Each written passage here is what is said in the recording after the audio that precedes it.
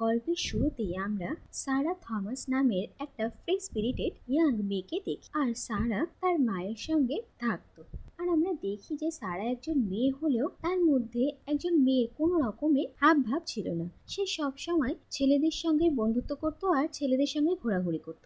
আর সারা ছেলে বন্ধুরা যা যা করতো সারাও ঠিক তাই তাই করতো। আর সে সব সময় ছেলেদের সঙ্গে খেলাধুলা করে বেড়াতো। আর একদিন আমরা দেখি যে সারা কিছু ছেলেদের সঙ্গে দড়ি টানাটানি প্রতিযোগিতায় নাম দিয়েছিল আর সারার টিম হেরে যায়। আর এই কারণে সারার টিমের ছেলেরা সারাকে দোষারোপ করে, কারণ সারা একজন মেয়ে আর সে দুর্বল। আর এরপর সারা রেগে মেগে বাড়ি ফেরে।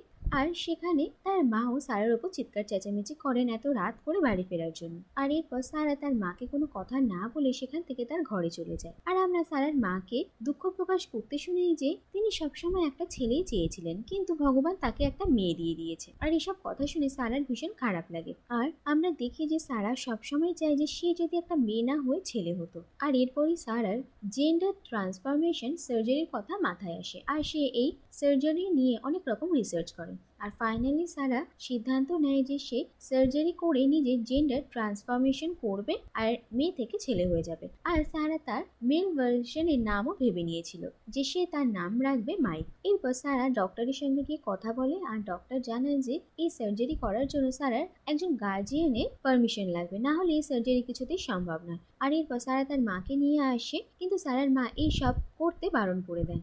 আর এরপর অন্য কোনো রাস্তা না দেখে সারা বাড়ি থেকে বেরিয়ে পড়ে আর সে পন্ডিচেরিতে থাকা তার এক ফ্রেন্ডের সাহায্য নেওয়ার সিদ্ধান্ত নেয়। আর এরপর অন্যদিকে আমরা অ্যান্টনি নামের একটা ছেলেকে দেখি। সেই মদ খেয়ে ভীষণই রাফলি বাইক চালানোর জন্য পুলিশ তাকে অ্যারেস্ট করে আর তার বাইককে কাস্টাডিতে নিয়ে নেয়। কিন্তু অ্যান্টনির অবস্থা দেখে পুলিশ তাকে ছেড়ে দেয় আর পরের দিন বাইক ছাড়িয়ে নিয়ে যাওয়ার কথা বলে। যাই হোক, এরপর আমরা দেখি যে অ্যান্টনি একটা লজে থাকছিল আর সেই লজেরই একটা ছেলেকে কিছু টাকা দিয়ে অ্যান্টনির বাইকটা ছাড়িয়ে নিতে বলে সে লজটা থেকে বেরিয়ে যায় আর সে তার বাড়ি ফিরছিল। আর যে বাসে করে অ্যান্টনি বাড়ি ফিরছিল ঠিক সেই বাসে করেই সারাও ট্রাভেল করছিল। আর সারার পাশের সিটে অ্যান্টনি বসে। আর এরপর সারা আর অ্যান্টনির মধ্যে কথাবার্তা হয় আর সারা নিজের পরিচয় দেয় মাইক বলে। আর অ্যান্টনি বলে যে মাইক তো ছেলেদের নাম। আর এরপর সারা কেন যে বাড়ি থেকে বেরিয়ে এসেছে সেই সব কথা অ্যান্টনিকে জানায় আর নিজে জেন্ডার ট্রান্সফরমেশন সার্জারির কথাও বলে। যাই হোক, এরপর দেখা যায় যে সারা আর অ্যান্টনির মধ্যে ভালো বন্ডিং হয়ে গিয়েছিল। আর বাস কিছুক্ষণের জন্য একটা হোটেলের সামনে দাঁড়ায় আর সারা আর অ্যান্টনি একসঙ্গে সে হোটেলে যায় আর তারা কিছু খাওয়া দাওয়া করে। কিন্তু এরপরই তাদের পাশের টেবিলেই বসা কয়েকজন ছেলে সারাকে বারবার নোটিস করছিল আর তাদের মধ্যে একজন ছেলে সারার সঙ্গে অসভ্যতা করে সেখান থেকে চলে যায়। আর এটাতে সারা ভীষণই হকচকিয়ে যায়। কিন্তু তারপরে যখন সেই টেবিলেরই দ্বিতীয় ছেলেটা সারার সঙ্গে অসভ্যতা করতে যায় সেই সময় সারা সেই ছেলেটার হাত মুড়িয়ে দেয়। আর অন্যদিকে আমরা দেখি যে অ্যান্টনি ওয়াশরুমে গিয়ে সেই প্রথম ছেলেটাকে ধরে খুব মারে আর এরপর তারা সেখান থেকে বেরিয়ে যায়। অন্যদিকে আমরা দেখি যে অ্যান্টনি আর সারা এইসব করতে গিয়ে তাদের বাসটা মিস করে আর এরপর তারা হেঁটে হেঁটে রাস্তা পার হচ্ছিল। আর তারপরে তাদের একটা গ্রুপের সঙ্গে দেখা হয় আর সেই রাতে সারা আর অ্যান্টনি সেই গ্রুপটার সঙ্গে নাচ গান করে আনন্দ করে। আর পরের দিন সকালে তারা আবার তাদের গন্তব্যস্থলে যাওয়ার বাস ধরে। আর দেখা যায় যে দুজনে তাদের গন্তব্যস্থলে পৌঁছে যায় আর যে যার রাস্তায় যাওয়ার আগে অ্যান্টনি সারাকে তার বাড়ির অ্যাড্রেস দেয় আর এরপর তারা সেখান থেকে চলে যায়। এরপর আমরা দেখি যে অ্যান্টনি তার বাড়ি ফিরে আসে আর তার মায়ের সঙ্গে দেখা করে আর বলে যে তার ফোনের ব্যাটারি শেষ হয়ে গিয়েছিল, তার জন্য সে তাকে ইনফর্ম করতে পারেনি। আর এই বলে সে নিজের রুমে চলে যায় আর সে ভীষণই দুঃখী ছিল। অন্যদিকে আমরা সারাকে দেখি আর সে যে ফ্রেন্ডের ভরসায় পন্ডিচেরি এসেছিল সে ফ্রেন্ড সারাকে হেল্প করতে বারণ করে দেয় আর সারা সেখান থেকে বেরিয়ে আসে। আর এরপরে তার অ্যান্টনির কথা মাথায় আসে আর সে অ্যান্টনির সঙ্গে তার বাড়িতে দেখা করতে আসে, কারণ সারার কাছে অ্যান্টনির নাম্বার প্রথম থেকেই ছিল।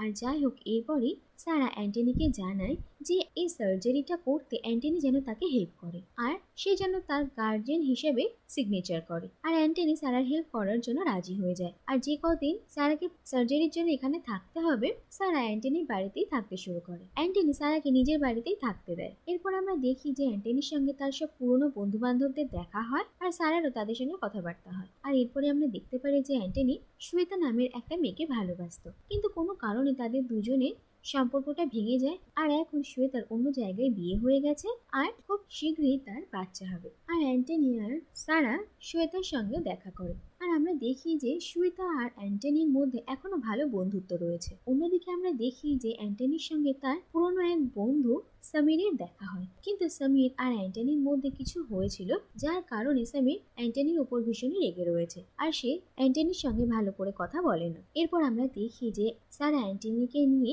ডক্টরের সঙ্গে দেখা করতে যায়, আর ডক্টর সারাদেরকে সমস্ত প্রসিজিওর বুঝিয়ে দেয়। এরপর ডক্টর অ্যান্টনির সঙ্গে একটু পার্সোনালি কথা বলেন, আর তিনি অ্যান্টনিকে জিজ্ঞেস করেন যে সারা কেন এই সার্জারি করাতে চাইছে। অ্যান্টনি বলে যে সে এই সম্পর্কে কিছুই জানে না, সে শুধু সারাকে হেল্প করছে। আর ডক্টর অ্যান্টনিকে পরিষ্কার জানিয়ে দেন যে তার মনে হচ্ছে না যে সারা এই সার্জারির জন্য তৈরি হয়েছে, আর সে কেন সার্জারি করাতে চায় সেই কথাটা আগে জানা প্রয়োজন। আর এরপর অ্যান্টনি সারাকে জিজ্ঞেস করে যে সে এই সার্জারি কেন করাতে চায়। আর এরপর সারা অ্যান্টনিকে বলে যে সে একজন মেয়ে, তাই সে তার জীবনটাকে নিজের মনের মতো উপভোগ করতে পারে না, তাই সমাজের চিন্তা করতে হয়, সিকিউরিটি চিন্তা করতে হয়, কিন্তু ছেলেদের এইসব কোনো চিন্তা করতে হয় না। সে তারা নিজেদের জীবনটা নিজেদের মতো এনজয় করতে পারে, রাতে দেরি করে বাড়ি ফেরার কোনো চিন্তা নেই, যখন যেমন ইচ্ছে তেমন করে চলতে পারে, ঠিক যেমন অ্যান্টনি চলে। কিন্তু সারা একজন মেয়ে হয়ে এরকম একটা জীবনযাপন করতে পারবে না। যাই হোক, এরপর আমরা দেখি যে শ্বেতা সারাকে অ্যান্টনির পাস্টের সম্পর্কে জানায়। সে বলে যে অ্যান্টনি যখন কলেজে পড়তো তখন সে এরকম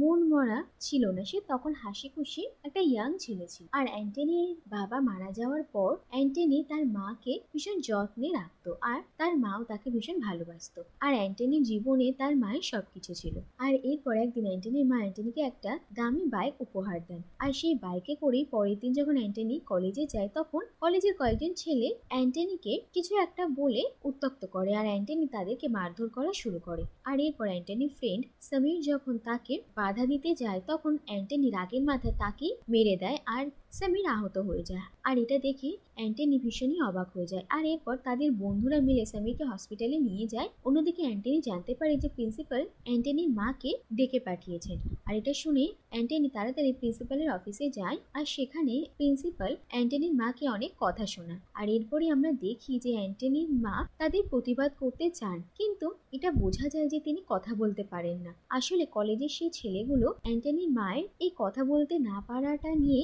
তাকে ব্যঙ্গ করছিল, আর যার জন্য অ্যান্টনি তাদের গায়ে হাত তুলেছে। আর এরপর অ্যান্টনি তার মায়ের কাছে আসে আর তাকে সেখান থেকে নিয়ে বেরিয়ে আসে, কিন্তু তারপরে দেখা যায় যে কয়েকজন ছেলে তাদের সামনে ভিড় করে আসে আর তাদের ক্ষতি করার চেষ্টা করে। আর অ্যান্টনি তাড়াতাড়ি তার মাকে সেফলি এখান থেকে বের করে নিয়ে যাওয়ার জন্য অমনোযোগী হয়ে বাইক চালায়, আর ভুল দিকে নিজের বাইক নিয়ে যায়, যার ফলে তাদের একটা মারাত্মক অ্যাক্সিডেন্ট হয়। আর এই অ্যাক্সিডেন্টে অ্যান্টনির মায়ের মৃত্যু হয়, আর নিজের চোখের সামনে নিজের মাকে নিজের কারণেই মরতে দেখে অ্যান্টনি একদম ভেঙে পড়ে, আর তারপর থেকে সে স্বাভাবিক জীবনযাপন করা ছেড়ে দেয়, আর নিজের মায়ের মৃত্যু শোক সে আজও ভুলতে পারেনি। আর এইসব কথা শুনে সারার ভীষণই খারাপ লাগে। এরপর আমরা দেখি যে শ্বেতার একটা মেয়ে হয়, আর সারা অ্যান্টনির সঙ্গে শ্বেতাকে হসপিটালে দেখতে যায়, আর তারা সবাই ভীষণই খুশি ছিল। এরপর আমরা দেখি যে অ্যান্টনি একদিন সারাকে তার এক ফ্রেন্ডে জুডো ক্লাসে নিয়ে আসে, আর সারা সেখানে জুডো ফাইট করার কথা বলে, কারণ সে কিছুদিন জুডো ফাইটের ট্রেনিং নিয়েছিল।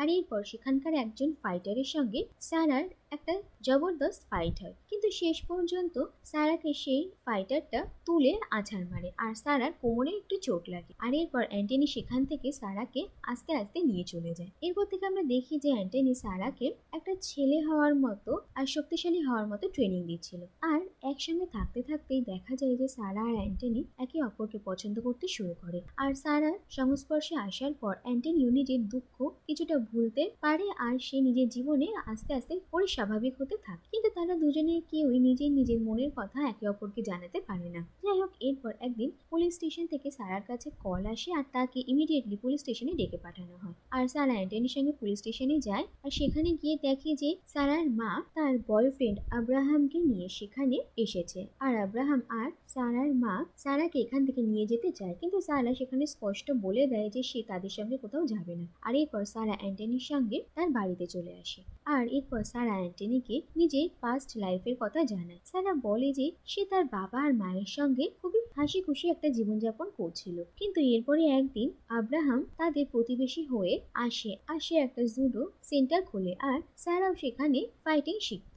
আর এরপর দেখা যায় যে ধীরে ধীরে আব্রাহাম সারাদের বাড়িতে আসা শুরু করে আর সারার মায়ের সঙ্গে আব্রাহামের একটা সম্পর্ক তৈরি হয়। আর এরপর থেকেই সারার মা সারার বাবাকে অসম্মান করতে শুরু করে। আর এই বাড়িতে তার কোনো সম্মান নেই এটা দেখে সারার বাবা চুপচাপ বাড়ি থেকে চলে যান আর তার পুরনো কিছু বন্ধুর সঙ্গে থাকতে শুরু করেন। আর সেখানে তিনি ভালোই থাকছিলেন। আর আমরা দেখি যে সারা মাঝে মাঝে তার বাবার সঙ্গে দেখা করতে আসত। সারার বাবা তাকে খুবই ভালোবাসতেন। অন্যদিকে আমরা দেখি যে আব্রাহাম সারার মায়ের সঙ্গে থাকতো আর সেই সঙ্গে সঙ্গে তার সারার দিকেও খারাপ দৃষ্টি ছিল।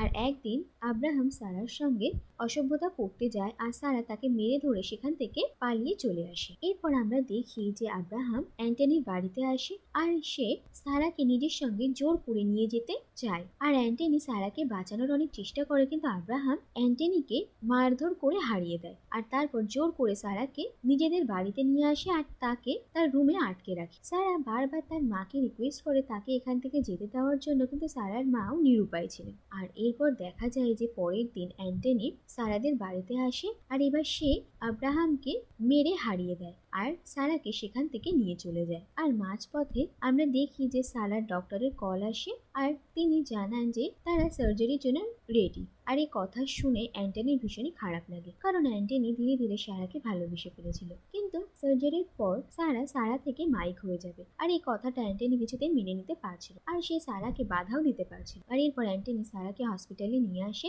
আর সমস্ত প্রয়োজনীয় ডকুমেন্টসে সাইন করে সারাকে নিজের পরবর্তী জীবনের জন্য অল দ্য বেস্ট বলে সে সেখান থেকে চলে যায়। আর অ্যান্টনি চলে যাওয়ার কারণে সারা ভীষণই হতাশ হয়। সে বুঝতে পারছিল না যে সে কি করবে আর এখন সেই অপারেশনের জন্য আর ততটাই এক্সাইটেড ছিল না। যাই হোক, অন্যদিকে আমরা দেখি যে অ্যান্টনি এই শহর জীবন থেকে বেরিয়ে কিছুদিন ঘুরতে যায় আর ধীরে ধীরে নিজের জীবনটাকে শোধরানোর চেষ্টা। আর এরপর আমরা দেখি যে 3 মাস কেটে গেছে আর এখন অ্যান্টনি একজন রেডিও জকি আর সে নিজের জীবনে অনেক পরিবর্তন এনেছে আর সে এখন নিজের জীবনে অনেকটা স্টেবল। আর আমরা দেখি যে অ্যান্টনি নিজের নাম রেখেছিল মাইক। আর এরপর একদিন অ্যান্টনির অফিসেই সারা অ্যান্টনির সঙ্গে দেখা করতে আসে আর সারা অ্যান্টনিকে জানায় যে অ্যান্টনি চলে যাওয়ার পর সারার ভীষণই খারাপ লেগেছিল আর সে তার সার্জারি করায়নি, কারণ সার্জারির আগে সারার যে কাউন্সেলিং হয়েছিল সেখানে সারাকে জানানো হয় যে সারা যেসব কারণের জন্য এই সার্জারি করতে চাইছে সেসব কারণ আসলে গুরুত্বপূর্ণই নয়, কারণ সে ছেলে হয়ে যা যা করতে চায় সেটা সে একজন মেয়ে থেকেও করতে পারবে, তার জন্য তাকে তার জেন্ডার ট্রান্সফরমেশন করতে হবে না। আর অন্যদিকে সারা এটাও রিয়েলাইজ করে যে সে অ্যান্টনিকে ভালোবাসে, তাই সে আর নিজের জেন্ডার ট্রান্সফরমেশন সার্জারি করায়নি, কিন্তু সারাও নিজের নাম মাইক রাখে। আর সারা সার্জারি করায়নি এই কথাটা জানতে পেরে অ্যান্টনি ভীষণই খুশি হয়। আর এরপর আমরা দেখি যে একজন লোক এসে মাইক বলে ডাকে আর সারা আর অ্যান্টনি দুজনেই তার কথায় রেসপন্স করে। আর এখানেই এই কাহিনীটা শেষ হয়ে যায়।